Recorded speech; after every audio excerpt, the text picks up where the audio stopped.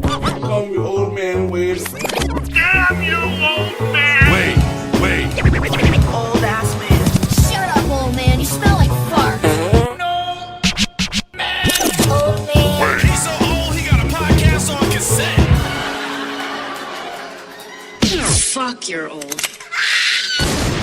Damn it, Wade. And welcome to the Old Man Wade Show. I am your host, Old Man Wade, and I'm sitting here on the phone and I'm talking to a guy. You can call him many things. You can call him a Jedi Ninja. You can call him a Dragon Slayer. You can call him world comedian, ladies and gentlemen, internationally known, Slade Ham. It's so cool, man. I didn't realize all my labels are so dirty, but they are. Man, I've been listening. It's funny. I actually caught the show, the Whiskey Brothers podcast, at episode 200. Yeah. So, and it's funny because what I ended up doing was I went from 200 and I was like, okay, fuck this. So I went from 1 and then started catching up. Well, anytime, I have the same problem, man. Anytime it's like jumping into a TV series or anything else, you're always introduced to it at some level. And I say this because just recently, and I've never watched the show before, but Supernatural. I'd never seen it, and then my brother showed me the Scooby-Doo episode that happened like in season 13 just recently, and I remember I was like, man, I just want to start watching the show. I was like, nah, you got to go back and you got to figure out the mythos and you got to figure out the inside jokes and you got to figure out all the moving commercials. You did it exactly correctly, and you did it with only 200 episodes to go back and listen to as opposed to some people find it as now with a 600 episode back catalog. I don't envy them. And it's funny, like, someone catching it now, and they have to go, and they're like, oh, Trey Tutson. And they go back, and it's like John Wesley. It's like, oh, that's a complete 180. Well, it's almost it's the old, what's the old paradox about the ship, or whatever. They eventually, if you replace every piece on the ship, is it still the same ship years down the line? If you replace the axe head and the handle on an axe, is it still the same axe? And that's kind of how I feel about the podcast right now. I mean, Rob and I are certainly consistent, but every other moving part has changed so dramatically that now I don't even feel like it's that important to go all the way back. I feel like you could probably jump in right now and those first 400 episodes or so just sort of self-contained in my mind. It's funny you say it on the parts of the ship. You guys are kind of like Serenity. Yeah, 100% coupled together. We don't quite have a wash, but we need one. I guess that's me. Are you? You know what? Break it down. So if you know what, I'm a complete and utter dork. I like to describe myself as a dork who's gotten laid, and which is something I'm pretty sure you can attest to, being a comic book and fan of all things nerddom. So if you guys were, this would be the guest question of the day. If you had to pick out who was who in the Whiskey Brothers mythos, who would be who on the Serenity category? I figure Sam would almost have to be Jane.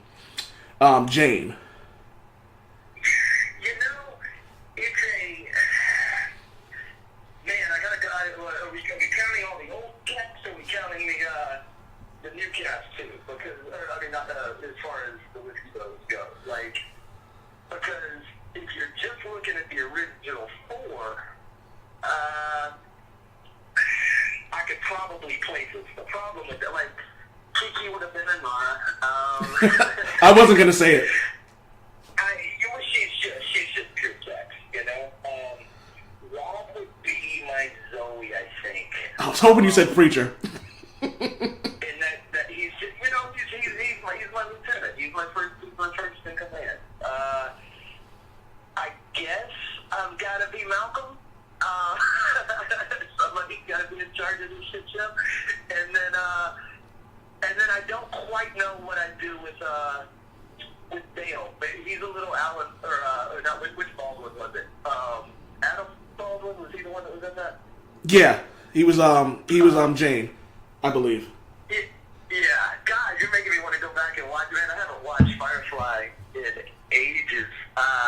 It's so funny to me that we, you were talking just a minute ago. You were talking about how, it's not the kind of thing. It's you can be nerd or you can be you can get laid. And now those paths aren't supposed to cross, and that's, I always think that, and then I stop and I go, time has changed so drastically. Now, it's the hip thing to do, and it frustrates me. I'm like, all the cool kids are doing all the stuff I was doing when I wasn't a cool kid. I was like, why does it make you a cool kid fucking now, We had the disadvantage of being born in a wrong time. Like, it's funny, when I met my wife, for the first couple of weeks, she didn't know that I was a dork. I had my buddy take down all my comic book posters, and he was like, yo, we take all this shit down. He's like, you don't want to introduce her too quick. So one day I say to her, hey man, I got something to tell you, and she was like, oh my god, you got charges, you got a baby in this other room. And so she goes, so I opened up the room I was me and my old roommate used to use as the storage room, and it was tons of comic books. She goes, oh, that's it? Okay, cool. So she helped me organize my comic book posters by color. Wow, and then you got married the next day.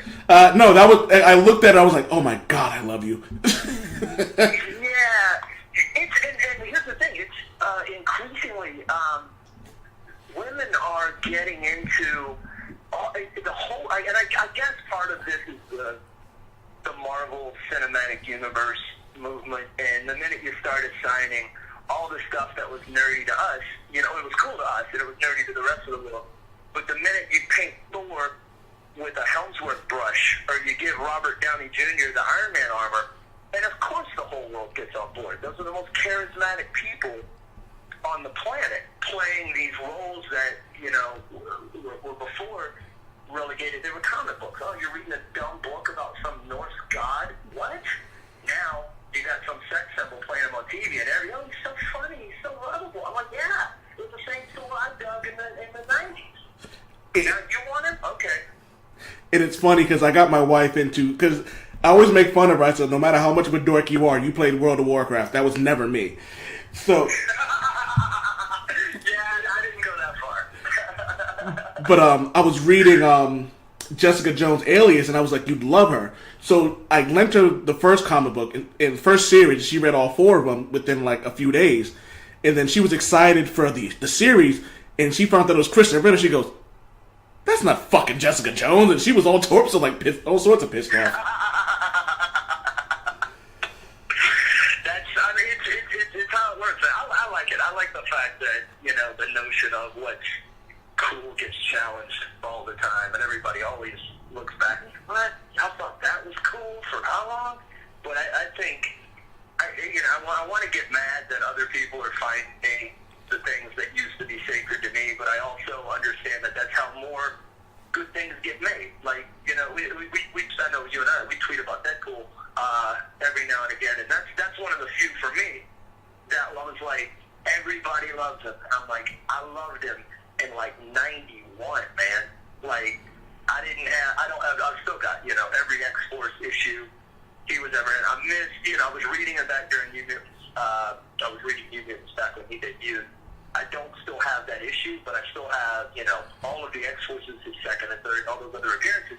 And that was my smart-ass hero. That's probably a big part of how I ended up in stand-up comedy. I remember him and Spider-Man being such mouthy comic book characters, and I was like, this is who I am.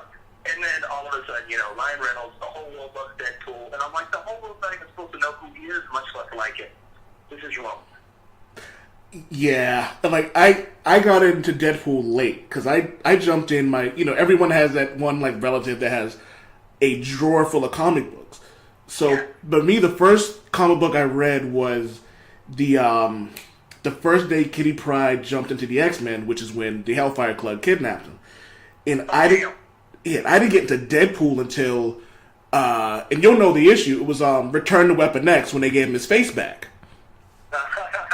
You were way late. I was late, and so the buddy of mine was like, well, if you like Punisher, you'll love this guy. And I'm like, I'll give it a shot. So he lent me that series, and I was like, yo, you got any more of this? And it just took me down this rabbit hole of just amazing like characters, and now it's like people go, "Oh yeah, he's so funny." I'm like, "Yeah, but he's more than just funny. You're missing it. He's more than just jokes." No, and it's interesting too. He's one of these characters that evolved multiple times, and I think depending on where you found him and how long you chose to read, like I have I was heavy into comic books all throughout the 90s, probably into the early 2000s. I got, probably into, I think I not quit reading, but I quit actively buying and reading somewhere around Spawn 175 or so, just like for point of reference. And for me, that young Deadpool before the version Rob Liefeld wrote, and as awful of an artist as he may actually be, the original Deadpool was this merc with a mouth. He was very much, and I don't know how much of the admitted derivative nature there is on Liefeld's part, but he was, he's clearly part Deathstroke and part Spider-Man, and that combination really, really worked for me at the time. He was still that badass, looked cool, carried all of the dark assassin side of Deathstroke for me, but he was so lippy, and it was, him and Spider-Man, especially with the eyes and everything else, it's just always so fun to watch them play. And then I guess Fabian they started crafting a backstory, and it's like everything else. Usually a backstory messes it up, and in Deadpool's case, I think they came out with such a much stronger character than there ever was a plan for. Oh, absolutely, because a buddy of mine came on the show and he was saying how he originally thought Deadpool was just supposed to be this guy who comes in, fucks shit up, and then leaves. And I'm like, yeah, man, you got to catch it. Yeah, he was. Yeah. I mean, that's if you look back at, and again, I go back to like X-Force 2 and 3. There was a whole story arc there, right at the inception of X-Force. Cable, nobody knew who he was, and there was a character called Kane, and Deadpool came in, and it was just a series of fights between him and Kane and him and Domino, and he came in, he broke a bunch of shit, he said a lot of funny things, and he was gone. And there was no backstory, you didn't know anything. I was way down the line when they really dug in and gave him, all right, here's exactly what his powers are, here's what his backstory is. Then they write the Weapon X, they make him part of that. And it's one of the few times that I feel like adding to the mythos really fleshed out his character. Because I get mad about it. Like, I feel like, and I don't know how you feel on this front, but like, I was so wildly disappointed with the Solo movie. Specifically because it filled in blanks that I did not need filled in. You know what I mean? Really? You know what? And it's funny because I've actually wanted to tweet you about this, but I was like, you know what? I already asked you enough random ass questions, so let me not get into this. So, no, you're good. So as a fan of the comic book character, what were your issues with the movies? I can say I didn't have a ton of issues with the movies. I think it's hard to capture certain things sometimes, and it's always.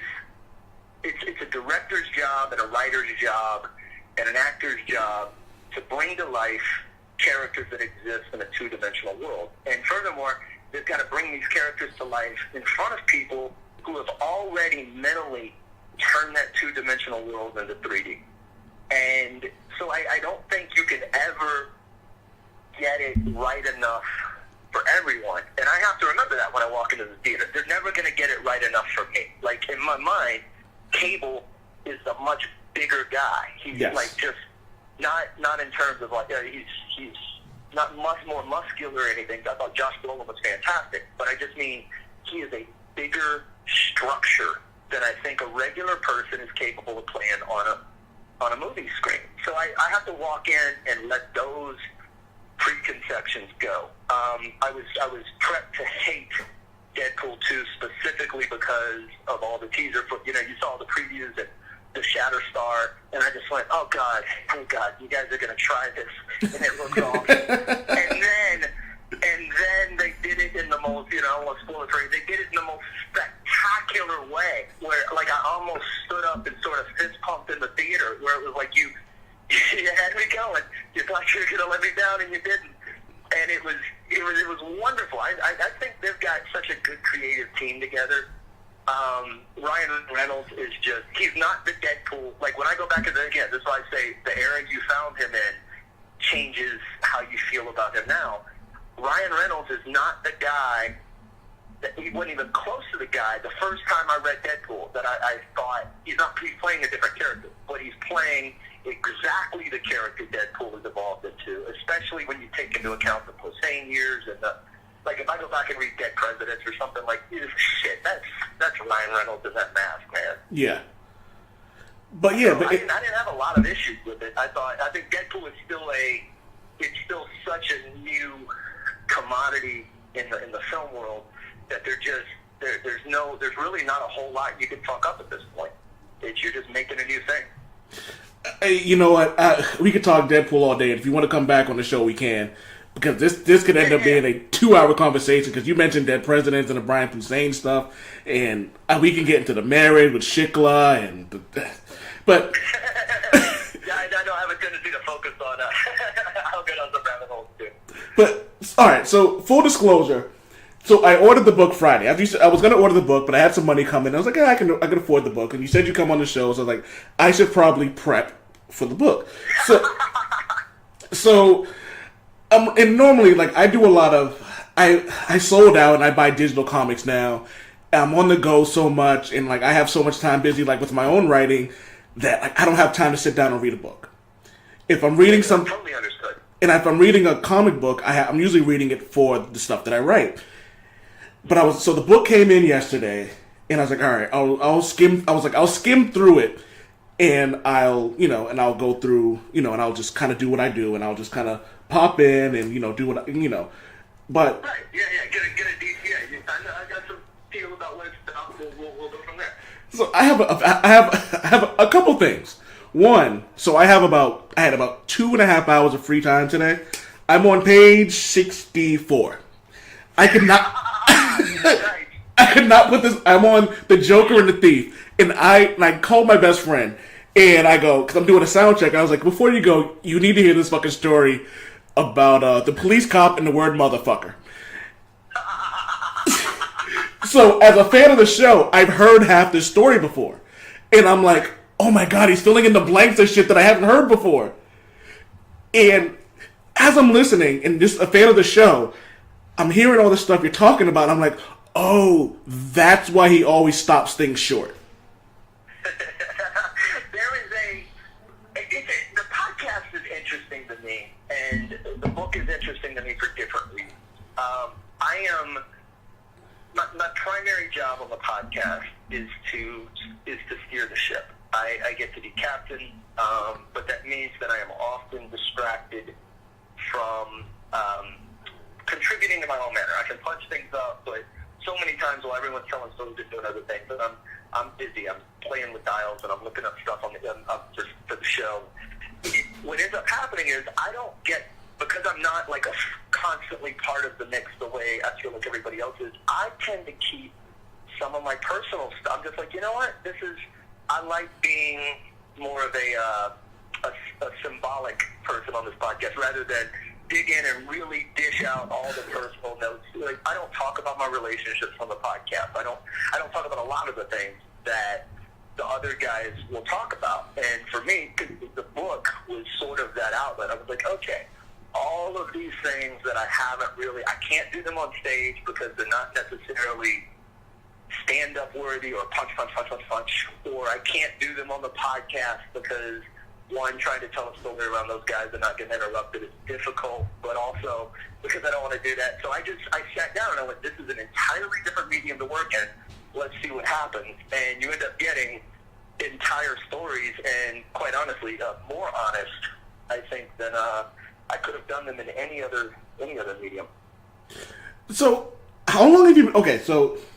And also, for people who don't know the name of the book is Until All the Dragons Are Dead.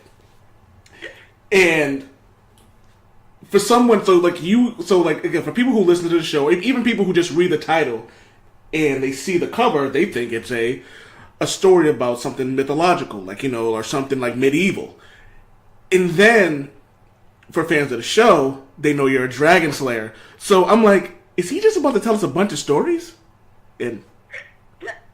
so how long did it take you to actually finish the book?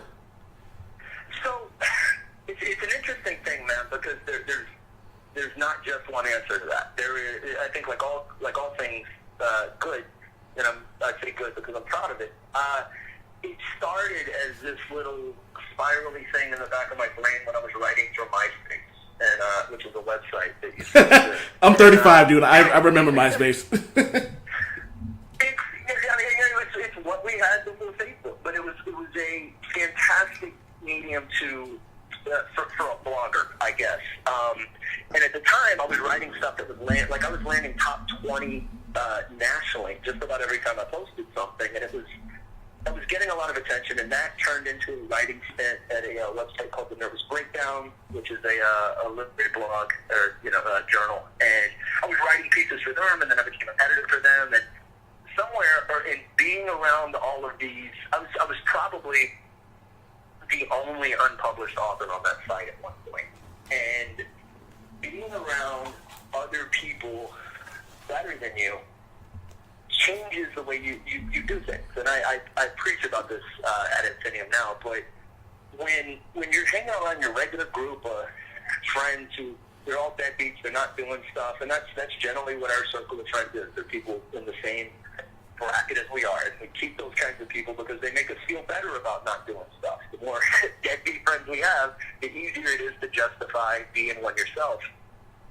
And I found myself in this situation where not only was everyone more successful than me in this particular industry, they were wildly more successful, and they were all incredibly secure in themselves and confident. And there would be conversations back and forth where someone had a victory, where someone got a publishing deal for their book, they would celebrate it. I wasn't used to that. I know it sounds like a weird thing, but like in stand-up, comics are so, especially in when you get down to the nitty-gritty of a city's comedy scene, people are just cutthroat. It's like there's a zero-sum mentality that if I get a spot on a TV show, I've somehow negated your ability to get a spot on a TV show. And a lot of entertainment is that way. And I just happen to be in this community of people that weren't behaving like that. And what ended up happening was I found myself with this overwhelming desire to impress these people, and not like in a showboaty, look what I did sort of way, but in a, hey, I belong here sort of way. Hey, I'm going to get better, and I'm going to do more quality stuff so that you guys understand I'm not just a barnacle on the side of this boat. I belong on it. I'm part of the crew. And that's where I think the most of it really happened. All the little ideas that were floating around on my hard drive and everything else, I'm like, you know what? I'm going to knuckle down, and for the next year, I'm going to treat this like a job. I woke up every morning at 9 o'clock. I worked until 1 or 2 in the afternoon. That was my commitment to myself, was that when I was, you can do anything you want to after that, Slade, but up until for those 5 hours or whatever it ends up being, you were going to write a book. And I did. The War of Art by Stephen Pressfield was a huge influence as well, but it probably secondary to the whole just being around my peers really, really, really pushing me to do something that stood up to what they were up to. Now, you talk about your peers, and one of the things that we promote in the show is community. Like, it takes a village, blah, blah, blah, blah, blah. They always say it takes a village to raise a kid, but I also think it takes a village to just be a person. Like, you know what I mean? Like you said, you have these people around you who are just, they're toxic, they're vampiric. Like, you know what I mean? They want to, suck you dry and then throw you away. So, can you speak on something like that? Because people, and do me a favor, when you see Rob Mungle, tell him me and my wife thinks Rob's her spirit animal, because no one gets it. Because I kid you not, I let her listen to that rant about him calling the woman a cunt in Walmart, and she was like, oh my god, I love him so much. I'm like, yeah, he's the reason I actually say the word as much as I do. Can you just say, hey, a fan of yours says you make the word cunt sound like ballet? I will tell him for sure.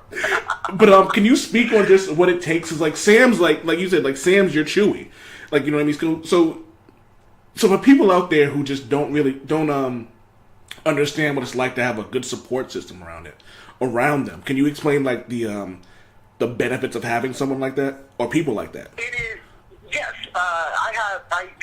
Somebody said, I've got, in my notebook, it's just littered with quotes that I either come across or stumble or, and you write them down and you forget who said them and all that. So I apologize to whoever said it. But someone said, they go, surround yourself with people you want to impress daily. And it registered for me. I think, I'm in an industry, stand-up in particular, that is, it is a lone wolf entity. It is driven by guys. It is one person on a stage with a microphone. There's no backing band. There's no, what we're doing with the Whiskey Brothers is, it almost it flies in the face of all conventional thinking in terms of stand-up. We don't work in groups. But as human beings, you say it takes a village to raise a kid. It used to. It still should. I think we do we deal with this envy issue that this social media age has pushed us into. Facebook crams the absolute best of everyone's life right in your face every day. You see one or two things that someone posts a day, and it's only them showing you their victories. And then you have to sit back in your own little world and justify why 90% of your life is failure and only 10% is a victory, when everyone else on the internet is having a victory every other hour. And that's the lie we're sold. It's nobody posts, nobody goes on Facebook to go, hey, I got 10 more rejection letters today. How's your day? Nobody says that. Nobody lets you feel like you're not alone in your own failures and your own trials and tribulations. And I think having a real support structure in your actual life of people that you know, of people that are enrolled in your success. I think it's hard when you surround yourself with just people from your same industry. I think it's wildly dangerous. You are competing. Then it becomes a little more zero sum. Now it is a little bit more. We're all competing for the same thing. But where I have my comedy friends, and I certainly put Sam in that circle of Sam Damaris. If anybody hadn't listened to Sam, you should Google him. He's spectacular. But I put him in that circle, but my other people in that circle are not even close to comedy. Some of them aren't in entertainment. I mean, I've got, a buddy of mine is a small business owner in town. He owns a couple of bars. Another one owns, I think, 20-something pizza shops in town. And these guys are kind of my brain trust. They're the ones that I do, I think, the coolest stuff with. And it's always because I can go to them, and I'm not just going to get the exact same point of view that I would get by going to, my peers in the comedy world. And I think whatever your endeavor is, the best thing you can do, and every book you ever read will tell you the same thing. When you go back and Napoleon Hill, Think and Grow Rich, and some of these, they all talk about having this mastermind group, and sometimes it's figurative, and sometimes it's literal. But having that group of people that you can go to that are going to instantly see your problem from a different angle, that are going to instantly maybe be able to empathize because it dealt with something similar, but being able to have those people that are not just people that are around you, but successful people. I try and seek out those people that are way better at what they do than I am at what I do, and it's only going to mean I know how my brain works, and I know I'm just going to strive to impress those people more. There's no doing any of this shit alone, man. So you mentioned you're talking about success and things like that, and it's funny because from just your personality, I'm going to say this, you might jack off to this comment later, but I talk about how like you're somebody like I admire because like for. That's flattering. But me and my wife talk about this all the time. Like we would rather live in our apartment and vacation once or twice a year because like we took a vacation to Hawaii, we took a cruise, we did the road to Hana, and it was like the best experience of my life.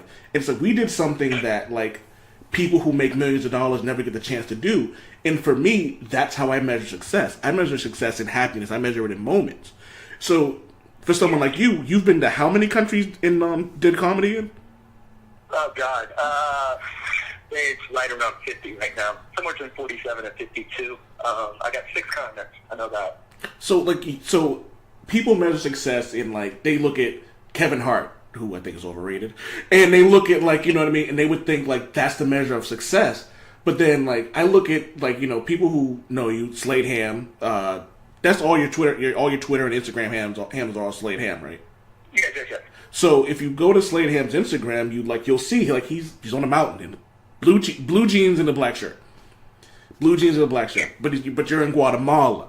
Like, you go to Honduras. Like, you did comedy for the group, for the troops. So, like, for me, like, you look at that. So is that how you measure success, in, like, the memories as opposed to, like, the money? Yeah, well, yes. I think that's how I measure it. But it's dangerous for me. And my mailing, I kind of was writing about this earlier. For my mailing list, that metric for success is different for literally everyone. There are some people that money, that dollar amount, at the end of the day, is the only thing that matters. And you can't argue that with them. There's no, man, I'm telling you, the memories are worth so much more if you would only let go of your grind and your 80-hour-a-week and do what I do. You would, and I realize that's just bullshit. That's me. Or live in a forest in Florida, as that woman in your book said. Yeah, it's a dangerous thing to try and tell someone how to get where you are. What I do know is this: whatever that metric is, for some people it is a dollar amount. For some people it is how many kids they can pump out and how manicured their lawn is. And while I would argue that those are probably flawed desires, and I don't think it's really fulfilling, that's just me telling you that I wouldn't be fulfilled by that. For me, it is about, I love the fact that I have to get a new passport every 3 years because it's full and they won't put more pages in it. I love the fact that I can probably rattle off hellos in 30 different languages. And I love the fact that I get to, that these memories I have of almost being flipped over in a boat and crocodile-filled waters by a hippo in Africa, or how I almost, the night we watched this guy, me and these Marines ended up in a field in Spain watching stars fall in a pitch black. I mean, it's just these really, really, really unique stories are what fulfill me. That's what gets me through. So while I could have done, and I still could, do a lot of different things in regards to pursuing success in stand-up, whatever that means, my metric is those experiences. So what I found, once you know what that looks like, once you know what that is, once you know what you want, and again, maybe it's that family and that white picket fence, maybe it's just the dollar amount, maybe it's all the travel I do, it could be anything. But once you know what that is, you just make every decision from that point forward. You make the decision that brings you closer to that thing. And it's that fucking simple. I decided 10 years ago that I was in love with seeing the world. Everything else is secondary to that. Stand-up is a vehicle that gets me out there. I love it. I believe in the cause, performing for the military. Nobody voluntarily goes to Afghanistan 6 times if you don't believe in the cause. But the overall mission for me is to experience more, see more, do more, knock shit off my bucket. I mean, I have to sit down and Google sometimes. Like, all right, what do I still want to do? And that's how I measure it.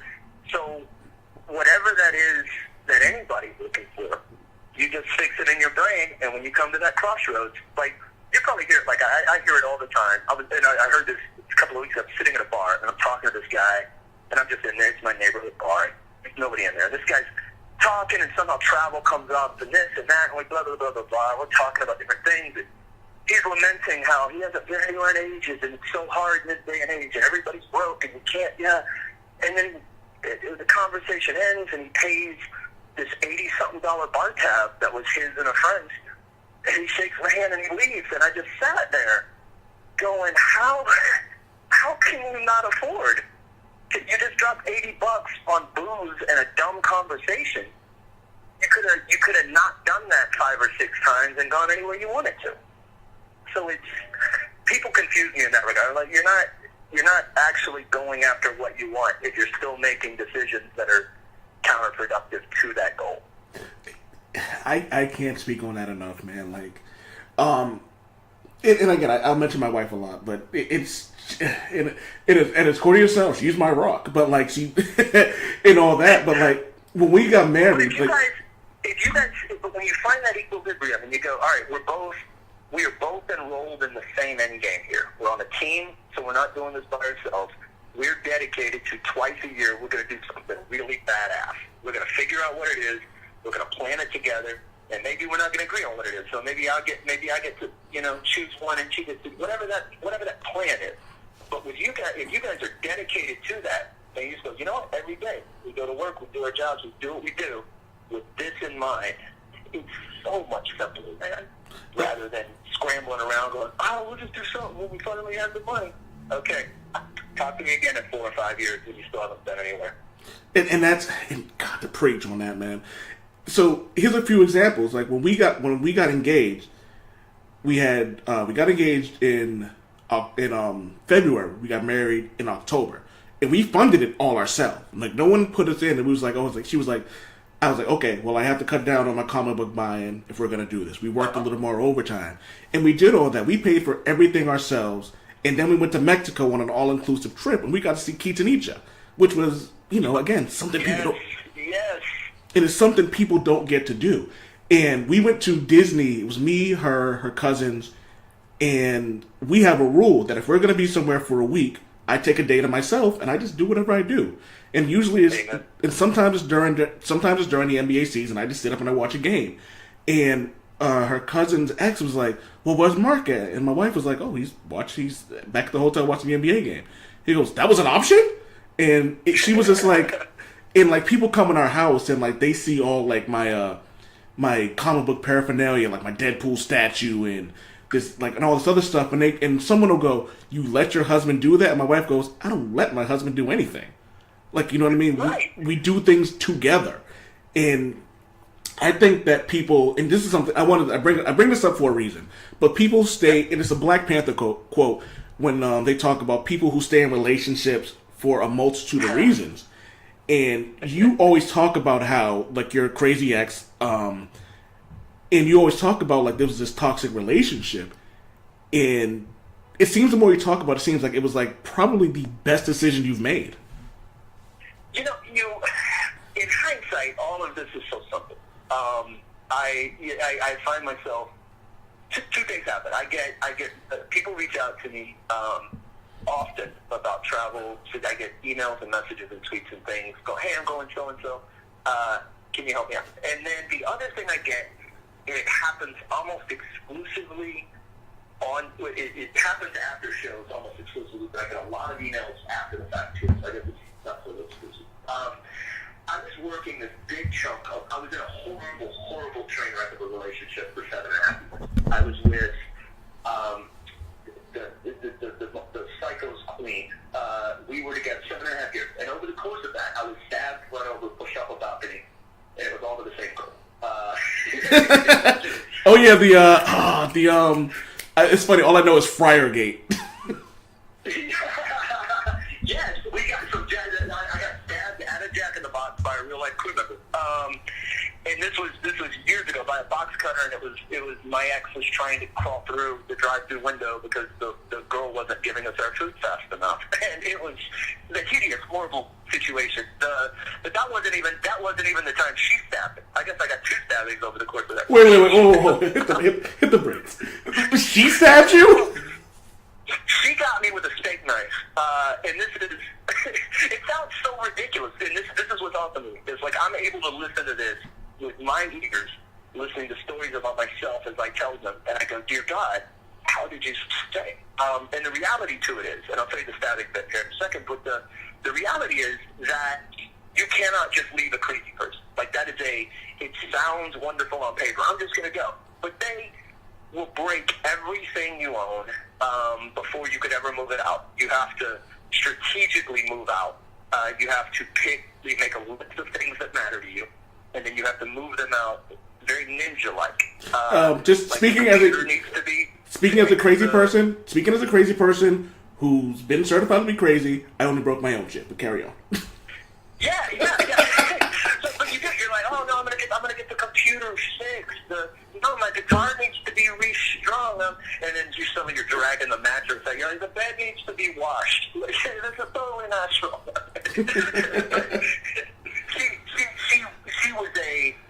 She was violent. She was aggressive, and for all the times I tried to leave, she would just go no.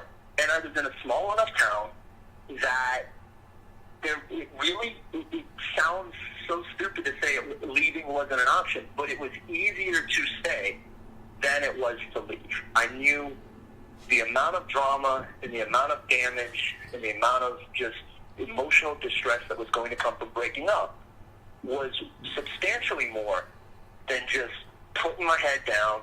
We were living together. I did what I did, and I came home. And we were just miserable. But that misery was at least stable. It was more stable than how I envisioned leaving. And so what happens is I tell these stories from the stage, and I would at one point I was doing a half hour's worth of these stories, and I would have guys come up after the show. And at one particular time, it was this big, buff black dude in D.C., and he was a cop in D.C. And he comes up to me, and we must have spent 20 minutes after the show shooting whiskey, and him telling me a very similar story that stemmed from, it was the same belief system I had, which was, I can't, as violent as she would get, I can't hit a woman. It is just in my moral DNA that I can't do it. I also kind of can understand why people do sometimes, if that makes any sense. Whoopi Goldberg said it best. Keep your hands to yourself and you never have to worry about it. Say it again? Whoopi Goldberg said it best. Everyone should keep their hands to themselves because not everyone is going to react the way you expect them to. Right, no, and that's the truth. And my ex punched like a fucking dude. Like, it was sometimes it wasn't even a matter of, am I morally against this, or is it just because she's not in my weight class? If that's the case, yeah, do I look fat, need you? Nah, let's get a pizza. I need you. I want to meet you. We'll catch weight this bitch at 155. And it never came up. For all of the physical time she would swing at me, and you find yourself in a position where all you can do is when you're trying to just control someone physically till they can calm down emotionally. And this would happen more and more and more frequently. She was a compulsive gambler. You'll get to one of the chapters down the line that talks about a trip to the casino. Oh, I heard it on the show, which is I can't wait to fill in the blanks on that. She bit me, man. It was how she got to my wallet. She leaned in the middle of a fight and bit me in the side. And when I grabbed my side, she took my wallet out of my back pocket and went to gamble somewhere. And it was that kind of behavior. It was happening every single day. And you don't realize until you get out how trapped you were. So when I see people in those environments now, you get my empathy, because I still don't, to this day, have an answer for how you get out, other than to just I took the easy route. She cheated on me. I never even had to pull the trigger. I waited it out. It's a horrible, horrible, horrible place to find yourself, and I think we live in a world that increasingly makes us more and more codependent. And I think we're more codependent because, like I was talking about earlier, this social media and internet culture has us so terrifyingly insecure with ourselves. Oh my God, I'm not good enough because I don't measure up to all these people I'm seeing every single day, showing me their best, and my life's nothing like that. So let me stay in this toxic situation with this person because at least I feel like I'm in a relationship. That's something. That's better than nothing, right? And it's just horrible for me to watch. I see it all, People fighting in crowds, people hanging out after a show. You're watching their body language, like, they're so fucking miserable. But they won't do anything about it. Damn. Shit. I didn't. I know, yeah, it gets all heavy. I also have 30 minutes of jokes about that. But you know what's funny about that is again from someone who knows the show, the Whiskey Brothers podcast comes on every Tuesday and Friday. The back episodes are on praisewhiskey.com, so make sure you check those out. They're fairly cheap. They're very inexpensive, and from a guy who plays a lot of video games, listens to podcasts, it's totally worth it. You can get them in, was it $10, 25 episodes, right? Yeah. I've got they're super cheap right now. I think it's literally like 25 cents an episode or something. Yeah. And the first 300 or 400 are up, and you can get the last 200 or 300 at least totally free. So yeah, just so you do, so you can kind of catch up, because there's a lot of stories on there from everybody. From Titus was on there, a comic I really respect, and me and my mother loved the Titus show. But but just talk. But I also wanted to get into a lot of. I have a million fucking questions to ask you, man. Go ahead. So, how do you start the Whiskey Brothers podcast? Because I know that the Whiskey Brothers used to be a thing when you. I think you guys talked about it was Rob and a former comedian, not Bill. By the name of Bill Miller. Oh shit! I got it right, Bill Miller. Yes. And Bill Miller. He was amazingly funny when he was doing comedy. Because comedy ultimately takes some people so far down the road that they decide they don't want to be on the road anymore. Bill pulled the cord. He quit drinking, and he's doing amazing social work in Arkansas. But he and Rob Mumble founded the Whiskey Brothers in, I believe, 1998. Yeah, Mark, really? don't catch me lying. I believe it was 98. And it was Sam was part of it as of like 2000, but pretty quick, or I'm just like 2003. So it pretty quick got a big roster, and then because everybody, again, comedy chases people out. The original, it's like the original X-Men. They just suddenly all are doing their own thing, and none of it's comic book related. It was Bill Bischoff and Ben Mowbray and Mike McRae, and so many of these guys went a different direction. And then when I moved back to Houston in 2007, Rob goes, "Hey, we got this thing called the Whiskey Brothers. We're not really doing anything with it at the moment. We'd love for you to be a part of it." And I went, "Okay." And it was me, him, and Sam. And then John Wessling joined. And my radio background dictated that as podcasting started to happen, I was itching to get back behind a microphone. And I just kind of sat them down. I go, "Guys, this is going to sound weird. Podcasting," I had to explain podcasting. Because it was like, this was, not entirely, but this was like 2010 when we made the original plans, and I think we started in February of 11. But podcasting wasn't even a thing, really. It was then, but it was still so new, and so the delivery mechanism hadn't quite been figured out yet. So the content was getting generated, but people didn't know how to listen. Not every phone was a touch screen at the time. Not every, phone was, you didn't have, your iPods weren't internet connected. For me to listen to to a podcast, I had an old school iPod 3G or whatever. I would have to plug this thing. I had to download everything on my laptop, plug this thing into my laptop, wait for everything to resync. And it just made it hard to listen to daily stuff. Now, it's an app, man. You jump in your car, you turn on your phone, boom, there's all your podcasts. Yeah, it's and you guys. So I had to talk them into it, but everybody, once we all sat in the room, we were like, "Oh my God, this is so fun!" And people are doing this whiskey, so they were right on board. Which is hilarious, and I was like, I have never given these guys money to listen to that, and it was like, oh yeah. 7 years later, I'm like, all right, fuck, here's my $5 a month. God damn it. Podcasting is that interesting. It's like radio. You have the conception that it's supposed to be free, and rightly so. It's like any other content generator. You have to put it out there. Ideally, you make up for it in advertisement, and we certainly have along the way, and we continue to. But ridiculous. I don't ever want to host a podcast that we got to stop down for 5 minutes of commercial breaks before and after and in the middle. And I'm sure the money's great. It messes with the pure nature of the podcast to me. I'd rather subsidize it in any other way than cramming your head full of, here's another commercial. Just in case any of your fans listen, I'll just say it for them. Tell me about your craft. I'll just say it for them so they don't like fucking tweet me if they happen to listen to this. So Craft talk. I remember when Johnny said with Titus and I were having a conversation, and Johnny just like craft. Yeah, all right, even this is craft. So you talked about the hippo ride. What do you think has probably been like your most influential trip around the world? Like, what's one trip you can say it is like that changed your life, I guess?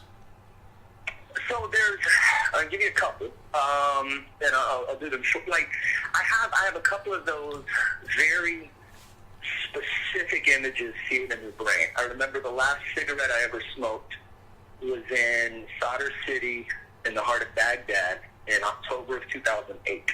And I quit smoking for about, I think it had been 2 weeks at the time. I hadn't had a cigarette. And we had done a show, it was me and Sam and a girl by the name of Christina Lopez. And Christina was on stage first. Sam and I are standing up to the side. It's an outdoor show.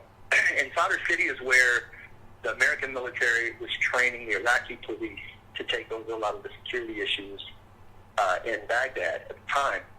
We're doing the show. It's about half the people are Iraqi police and soldiers, and the rest are all American military. Show's outside. First comics on stage. An IED goes off in the distance, and you just hear this rumble, this boom.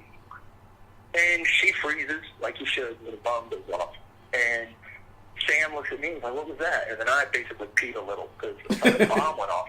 But after the show, I'm talking to this kid, and those are always my favorite parts of the show. So you're just hanging out, you're getting some kid from Ohio or whatever. And, yeah, they're happy that you're breaking up the monotony. And we're just talking, and I go, what do you do? And he couldn't have, this kid had to have been 19 then.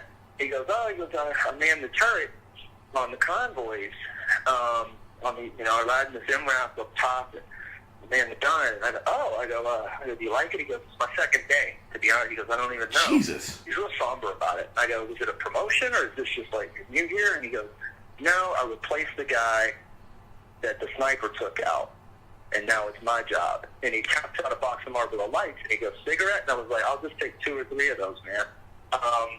And I smoked. That was the last cigarette I ever smoked. It was with that kid in the desert that night, when that reality of, oh my God, you got to live like this? Like every day you wake up and it just might be your day? And so that, you get those moments when you're out. The hippo thing was just a good scare. We were on this little metal boat on Lake Chamo in Ethiopia, down by Arbonet, and this hippo, there was a pair of hippos, and they had a calf.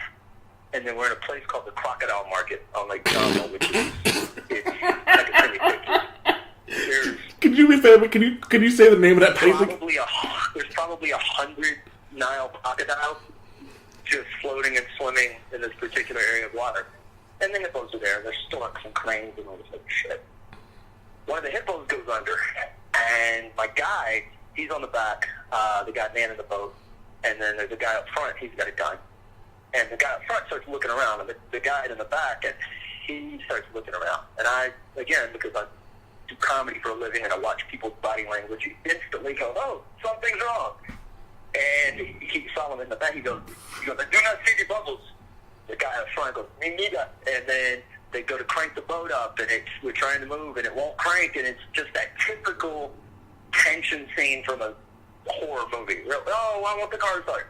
And he goes to get the boat cranked up, and just as he does, there is this huge crash from underneath the boat, and this fucking hippo back comes up, and I could have touched it. As sure as I'm sitting here talking to you right now, I could have reached my hand over and run it across the back. The whole boat lurches to the right, the engine catches, we zip off into deeper water, and heart's racing. And I go, oh my God. I go, what? What just happened? I go, what would have happened if we flipped over? And with the straightest of faces, the guy, he goes, it does not matter of who would have died.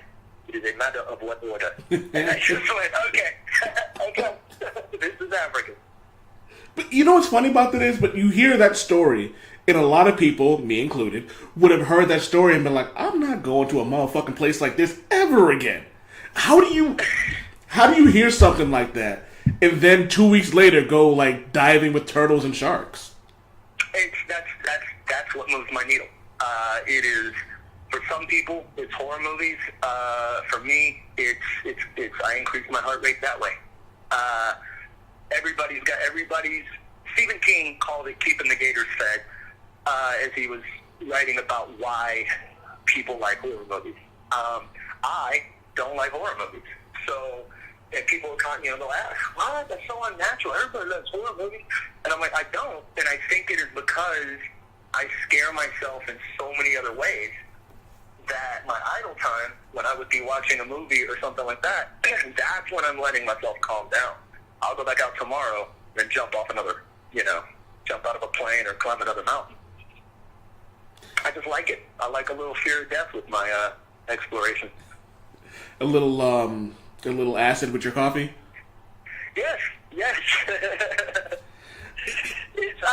Everybody's got their thing. That just happens to be that element of risk, and you do it enough, and you do it in controlled environments where, whatever, that boat could have flipped, maybe.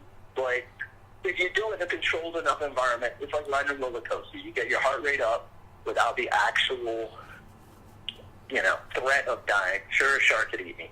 Like, what are the odds, really? Last two questions, and I'll let you go. One of them,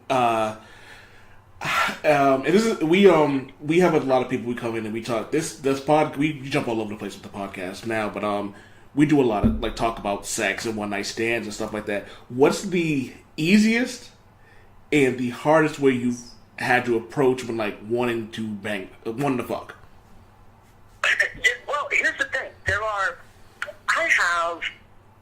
I have the most difficult time with people that I actually like. Like if I'm really into you, I turn into the biggest blubbering idiot I've ever seen. It's a weird thing. And I can give you two specific, I won't go into the details about this. There are two specific girls that pop instantly into my mind where I'm just like, man, I was just a blubbering idiot. I know why this never happened. And I couldn't close those deals, even though I should have been able to.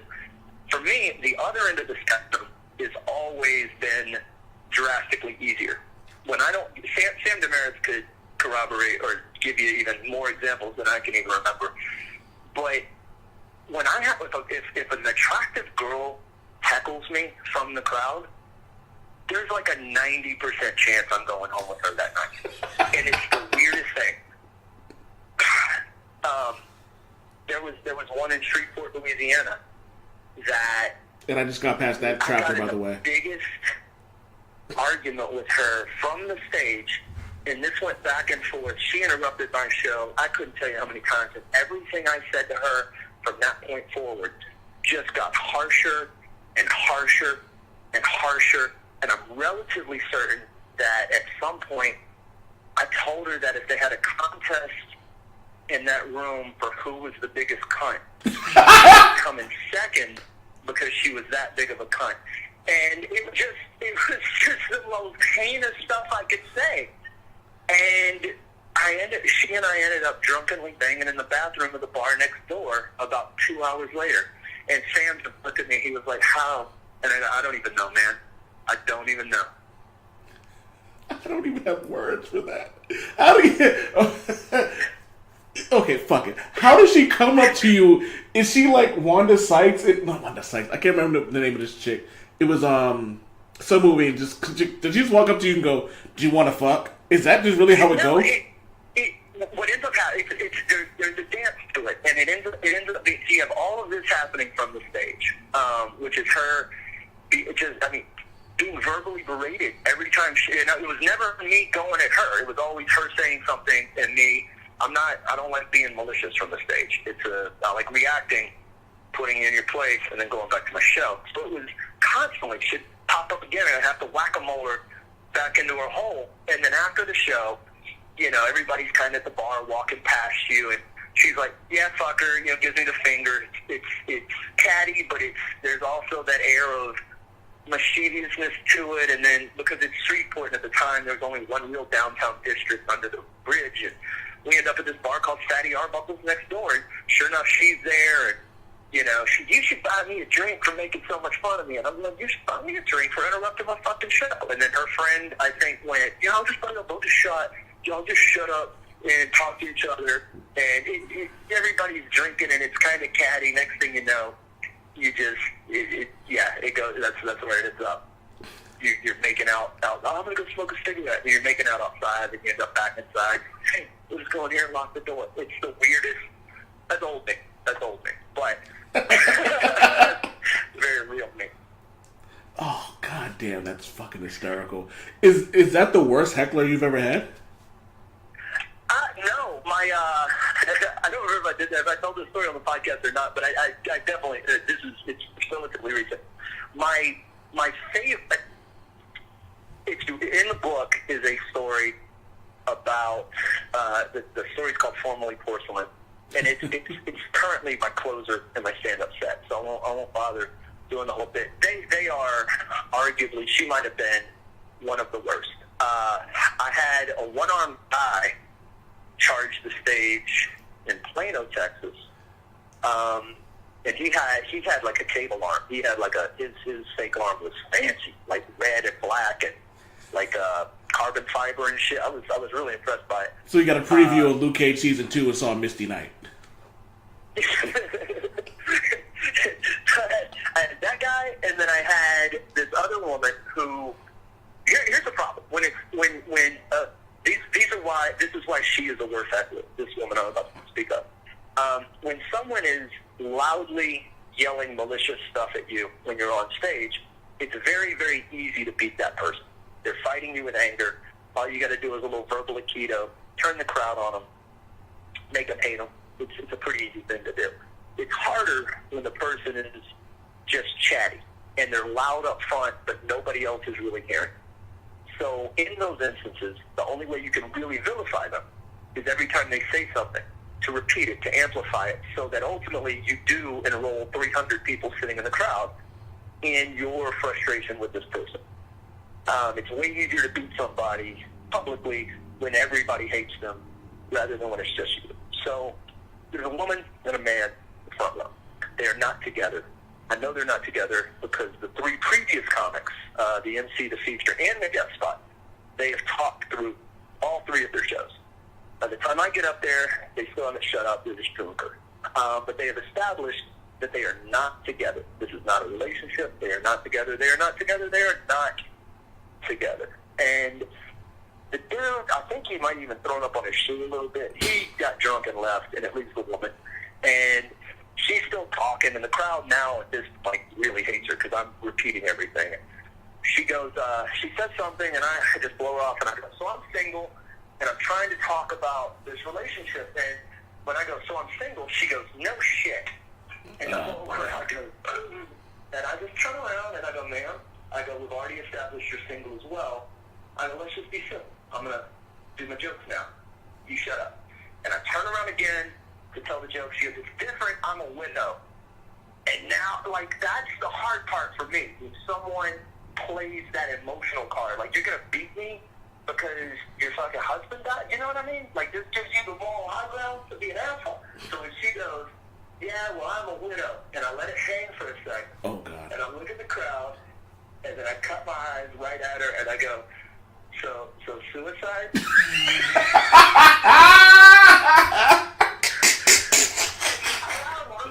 It is hilarious. And she goes, no, it was a heart attack. And I go, no, that was a suggestion. And the fucking crowd goes crazy again. Oh, shit. Favorite moment. I've been doing this for 18 years, Mark. Like, you're never going to throw something at me that I haven't heard some variation of. You know? You don't have it. People go to a comedy club once, maybe twice a year. You sit in this live environment, and you watch a show. I am on stage 200 plus times a year. That's where I live.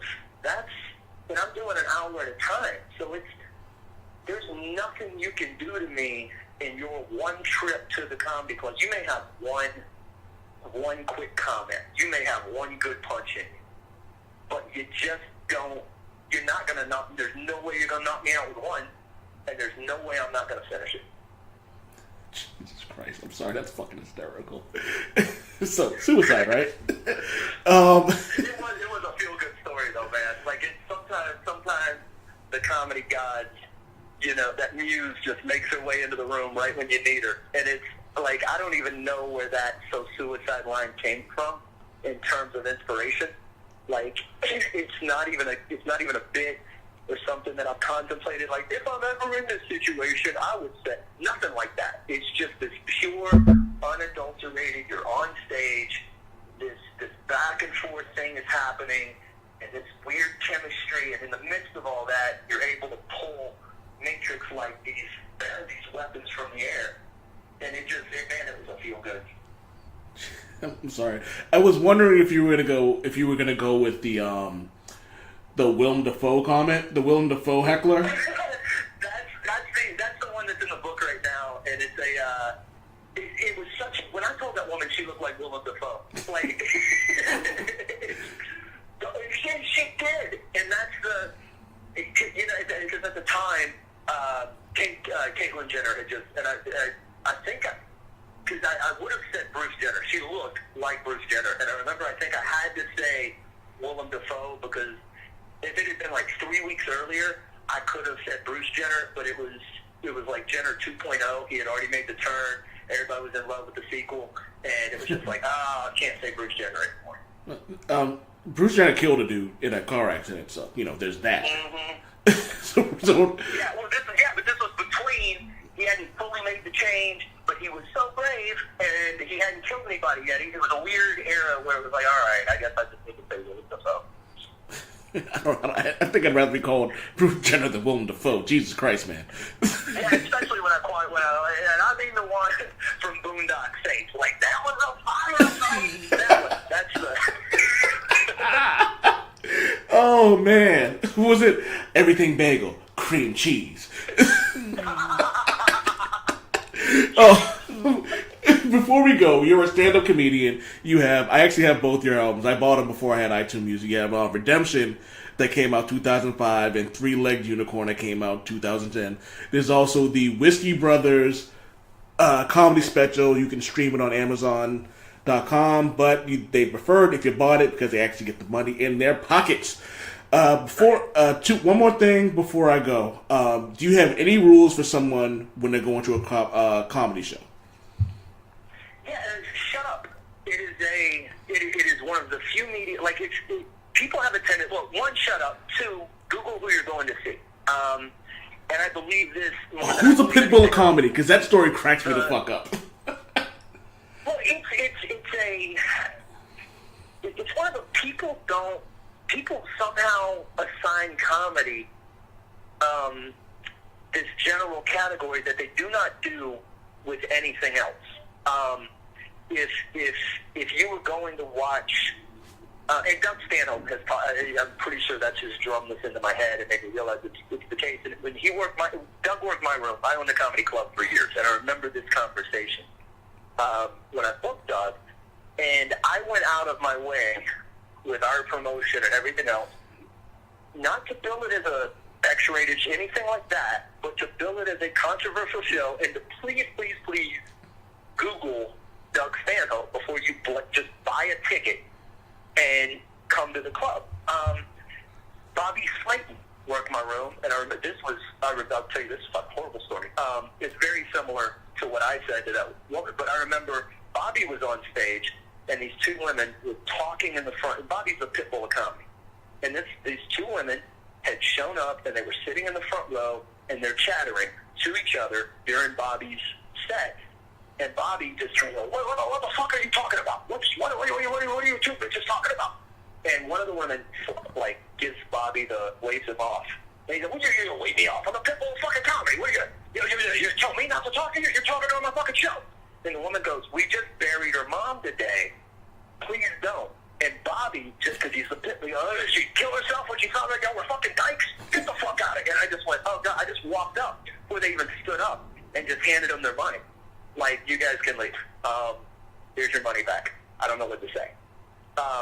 With that said, they showed up to Bobby Slayton, the Pitbull of Comedy show, having done no homework. They just showed up like it was going to be some guy telling airplane jokes. And people, when they go see comedy, act like that it's just this universal catch-all. And it's not. Their comics are as varied as any musician. If I told you, hey, man, we're going to see a movie, your first question would be, what movie? And if I told you, you would go, what's it about?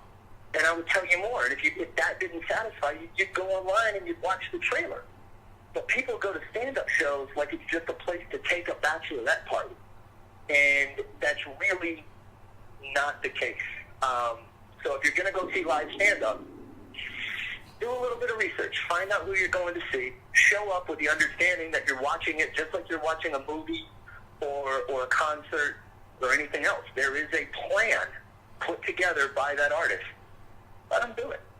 It's like going to see Dave Chappelle or Chris Rock and then being upset. Well, they said nigga a lot. I was like, Yes. What like, did you think was going to happen? What did you think? That was the issue with stand-up, where he took 2 standing ovations out of 4 shows, and he walked 2 crowds out of 4 shows. So and those crowds that walked were the people who just showed up because it's Friday night and we go to comedy on Friday night. It's like, yeah, well, you're about to be confronted with some ideas that may challenge some of your conceptions. And that's, to me, what stand-up is supposed to do. I tell stories, but on the same note, I like to put a little bit of how I see the world in those stories and on that stage. And I hear some comics are like, our job is to make people forget about their problems. I was just having this conversation. Kiki Maroon, who was on the podcast for forever. Love me some Kiki. Can I just say I love me some Kiki Maroon, man. It's tragic that she's not with. I mean, I love her as well. So is she done? Like, she's got an incredible amount of stuff on the plate, and she's between burlesque and comedy and a lot of the other stuff. I mean, she produces these huge nerd-less comedy shows, and I mean, she's a award-winning, internationally award-winning burlesque performer. So she's got an entire world that she deals with every day, and it just was becoming increasingly more difficult for it to fit her schedule. So it was a beautifully mutual split. She'll be back, but she won't be back regularly at any time. But she threw her back out the other day, and we were just texting back and forth and we were talking about her shows, and she was like, I feel horrible. She's like, I feel like, my job as a comic is to make people forget about their problems, and now I'm handicapped right now. I can't even get up there and do that part, and it caused me to stop down. That's why it's fresh in my brain. Because I hear comics say that all the time, that there's this idea that we are these people designed to take you away from your problem, that you're supposed to be able to go to a comedy club and forget about stuff for an hour and a half, and then you can go back to the real world after that. And I don't buy that at all. I think our job, if there is a job, is to shine a light on the problems, to take them and turn the volume knob up to the ridiculous and show them in the absurd light that they deserve to be painted in. That's why I think political humor, although I don't do it, when I watch it done well, when I watch be it Trevor Noah or a Jon Stewart or anybody that takes something that happened and they show it back to you in this funhouse mirror that makes you go, God, that really is ridiculous. That's what I think comedy's supposed to be, and there's no way to participate in it in kind of live comedy show with that attitude without doing a little bit of research, without having an open mind, without sitting quietly and letting somebody else's ideas float into your head. That's what I think stand-up's supposed to be. I can't say I can't agree more. It's funny because you get a guy like Ralphie May, God rest the dead, or whoever else, but it's just like Ralphie wasn't my favorite comedian, but whenever I heard him, I laughed my fucking ass off. And if he had a stand-up bit that I didn't like, I just skipped and went to the next one. It's like you know what you're getting into when you go to a stand-up show. It's like if you go to an Avengers movie and you're expecting like Othello, it's like you went to the wrong movie. You know what I mean? If you went and if you watch V for Vendetta and you were expecting the Avengers, you went to the wrong movie. Completely, and that's what I find it fascinating that this is the one medium that doesn't happen in, that people just oh, it's comedy, and it's like, man, there are so many subgenres, especially with this new batch of young comics and this whatever this concept of comedy is. Like they just keep redefining what stand-up is until it catches all of them. They're like, well, I'm not good at stand-up the way Mike McCray, I think, said that on Twitter today, and it was like, you can't just keep redefining stand-up until you're funny. That's not how it works. You know, stand-up is standing on stage and saying words, and if anybody laughs during the entire 10 minutes even once, then it's comedy. No, that's not fucking comedy. Comedy is about 6 laughs per minute. You're not going to up it. You're doing a monologue. That might as well be Shakespeare. Is it because you guys are like there and they can actually like see you live? You know what I mean? Because with hip hop, with rock, with movies, they don't necessarily get the backlash that you guys get. Is it because like they can see you guys live and in person? There may be something to that. I just think I don't think people utilize a comedy. I don't think people go to a comedy club as frequently as they happen to be around live music or they happen to go to the movies. I think people do those things much more frequently. Therefore, there is sort of an assumed shared code of behavior. Like, it's okay to talk at a concert. If we go to the House of Blues tomorrow to watch a show, you and I can bullshit and talk because that band is playing over all of us. In a comedy club, it's just my vocals. There's no other noise. So any distraction is amplified. In a movie, it's loud, but it's also instantly. Everybody knows you talk in a movie theater, you're an asshole. Yeah. Comedy club, it's sort of, I was helping. Who did anybody that? Where did that come from? That's weird because you'd figure they would treat it with the same respect you do, like, you know. And it's kind of why I enjoy, like, when I watch Dave Chappelle and he takes their phones away. It's like, we're not doing this whole thing where you watch half a bit and then you go post in your blog how Dave Chappelle was sexist and offensive and then show a clip. Because it kind of pisses me off because it's like, I grew up, like, my mother was a drinker and a fiend. No, but like my mother had this thing where like she wouldn't let me watch gangster flicks. But I've watched every George Carlin, every Eddie Murphy stand up on HBO. So I understand the difference between like I understand what comedy is. And so I guess I don't know, maybe it's just a generation we grew up in where it's like you know what you're getting into. So, like, when my mother would show this, she would show me all these comedy flicks because she knew the type of personality I had. But she was like, my son can't take Boys in the Hood or New Jack City, but George Carlin, Eddie Murphy, it's perfectly fine because I'm not going to go talk about, look at me, suck my dick, blah, blah, blah, blah. Well, generationally, if you look at how we used to digest our entertainment. It was, when I think back to the specials and the albums in the comedy genre, particularly that really were iconic. That the ones that built me. If you go back to some of the old Richard Pryor, if you go back to anything Carlin on Campus, Bill Cosby's himself, those three comics particularly being my holy trinity, and Cosby's off-stage behavior aside, you can't make himself a bad comedy special. That was an hour and a half that we had to process in a 90-minute block. Raw and delirious the same way. Now, things are chopped up into 1 to 3 minute digestible pieces, shareable pieces via social media. And when was the last time, outside of intentionally sitting down on Netflix and watching, that you even had access to an entire comedy show? They quit selling them that way. Everything is all right, I don't even need a new album. I'm even guilty of it. I've had a new album ready to record for 2 years that I'm sitting on. Seriously? I've probably written enough since then, but I'm sitting on it till I figure out how to serve it in a way that this current climate can digest it. And I don't know that putting it out as here's a 60 to 90 minute concept that I'm trying to get across, because people don't listen that way anymore. They listen in pieces. That's a damn shame, man. I'm gonna let you go. I have one more question for you. You brought the Holy Trinity, and I'll drop it after that. Who are your 3 favorite comic book characters of all time? Not counting Deadpool. Not counting Deadpool. Well, Spider-Man takes it from me, hands down. That's the one who got me into comics. That's the one that built me.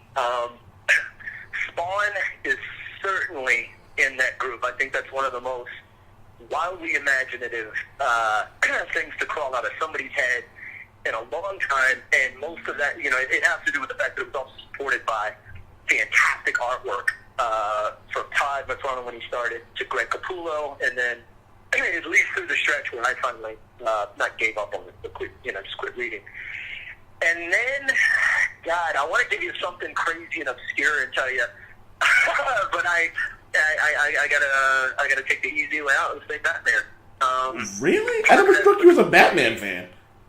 It's a part of it has to do with the fact that I'm coming at this from an artist standpoint too, and he's just so unbelievably fun to draw. If you're asking me, like, just from a reader standpoint, Sandman all day. I'd put anything Neil Gaiman's put a pen to at the top of just about any list. But I just read that for the first time last year. And more, more Gaiman. It's funny because you said Sandman. I'm like, Flint Marko? No. Yeah, like when that guy from Wings. But it's funny. I just read that. Really made Spider-Man 3 for me. I got a buddy who calls it "I'm Sorry 3." It was just. It's so heartbreaking. Fortunately, the industry has started dumping out more and more stuff in a way that you almost can't get mad. You don't have time to get mad at something before they've given you something. They rebooted Spider-Man 4 times before I even had a chance to get upset at it. But that was the most atrocious version of Venom I've ever seen, and the only hopes I have for this next one are the fact that Tom Hardy's in it.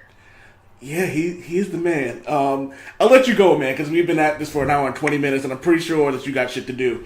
Yeah, I do. What a fun conversation, man. This was amazing, dude. Anytime you want to come in and talk shit, like in anything, man. Like this was amazing. Like you can talk dork shit, you can talk real shit. Anytime you want to do this, man. And if you ever come to Boston, man, first 3 shots are on me, because this was. And it's funny because I drink whiskey because of you guys. A buddy of mine, one of my best friends, drinks whiskey because of Rescue Me. You guys I drink whiskey because of you guys. Like I try new stuff. Like I have a bottle of George Dickel in there because I was like, hey, I want something inexpensive. I'm gonna drink that. And I drink 4 Roses because of, again, Odin Rested Dead, because of Ed Blake. And it was just like, you know what I mean? Like that's just what I do. But thank you, man. Thank you for coming on and doing this, man. I'm gonna probably put this out Wednesday before it comes out. But anytime you want to come do this again, man, please let me know. Yeah, we absolutely will. I thoroughly enjoyed this, Mike. Before you go, can you just say "Damn it, Wade" for me? Damn it, Wade. Damn it, Wade.